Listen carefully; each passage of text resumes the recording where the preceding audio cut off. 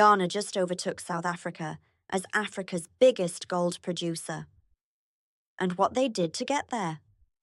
It's a masterclass in resource sovereignty that the West definitely doesn't want you copying.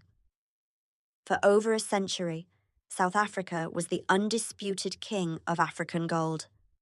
The mines of Johannesburg built empires, funded apartheid, and made foreign investors billions. But in 2019, something shifted. Ghana, a country 1/7 the size of South Africa, quietly claimed the crown. Today, Ghana produces over 4 million ounces of gold annually. That's about 130 tons of gold every single year. They're not just leading Africa, they're the 9th largest gold producer on the planet. And here's the kicker. They did it while actually keeping the wealth in African hands. Let's start with what nature gave them. Ghana sits on one of the most gold-rich geological formations on Earth, the Birimian greenstone belt. This ancient rock formation stretches across West Africa and holds an estimated 1,500 tons of gold reserves still in the ground. But reserves don't mean anything if you can't extract them. And that's where Ghana made a critical choice that South Africa didn't. In the 1980s and 90s, when the World Bank and IMF were pushing African countries to privatize everything, Ghana said yes, but with conditions. Foreign mining companies could come in, but they had to partner with local firms. They had to employ Ghanaians. And most importantly, they had to pay royalties that actually stayed in Ghana.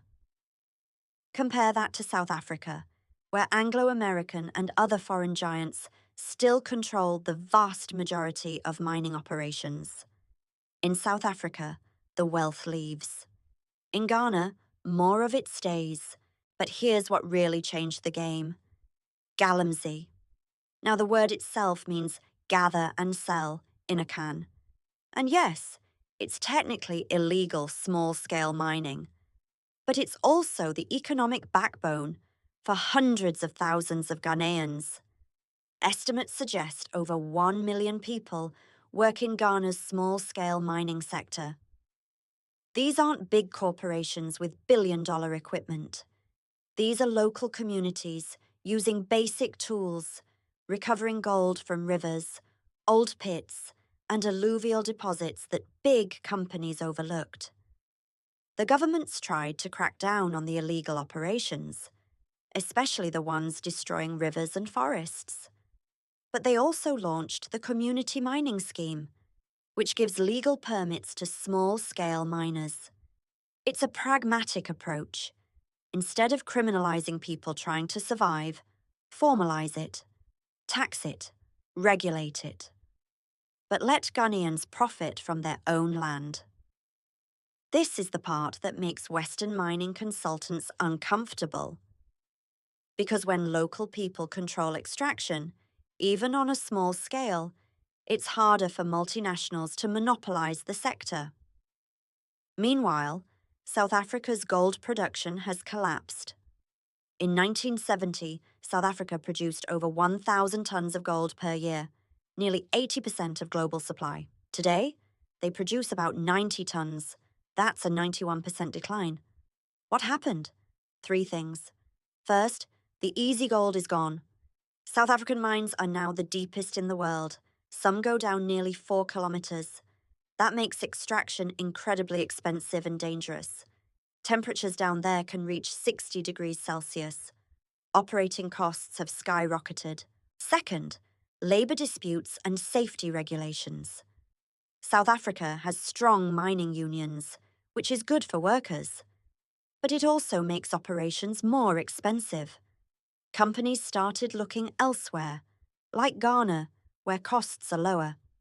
Third, and this is the real kicker, political uncertainty. Investors don't like risk. And for decades, South Africa's mining sector has been caught in political battles over nationalisation, black economic empowerment quotas, and land reform. Foreign capital fled. Exploration dried up.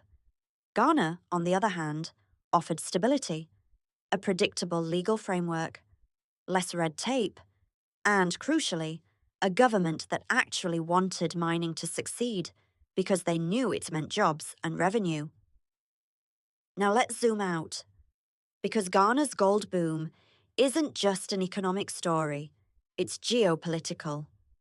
China is Ghana's biggest trading partner, and Chinese companies now own significant stakes in Ghanaian gold mines. When Western investors were pulling back, Chinese firms stepped in with capital, equipment, and long-term contracts. Some call it neo-colonialism. But here's the difference. Chinese firms are building roads, schools, and infrastructure as part of the deal. They're employing locals.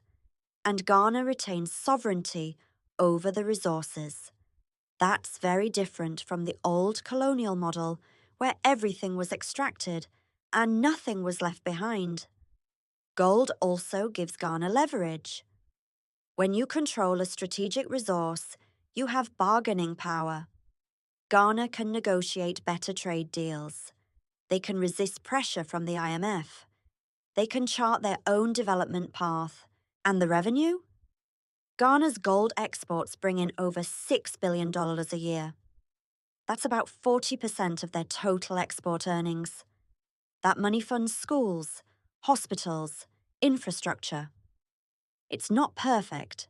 Corruption is real, but it's a hell of a lot better than the alternative, where foreign shareholders take the gold and Ghana gets pollution and poverty.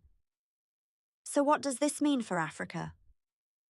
Ghana proved that resource wealth doesn't have to be a curse.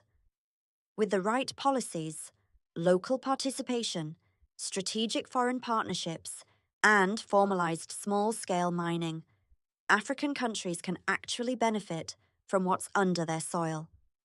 Other nations are watching. Tanzania just renegotiated its mining contracts with foreign firms, demanding bigger royalties. The DRC is pushing for local processing of cobalt instead of shipping raw ore to China. Zimbabwe is doing the same with lithium.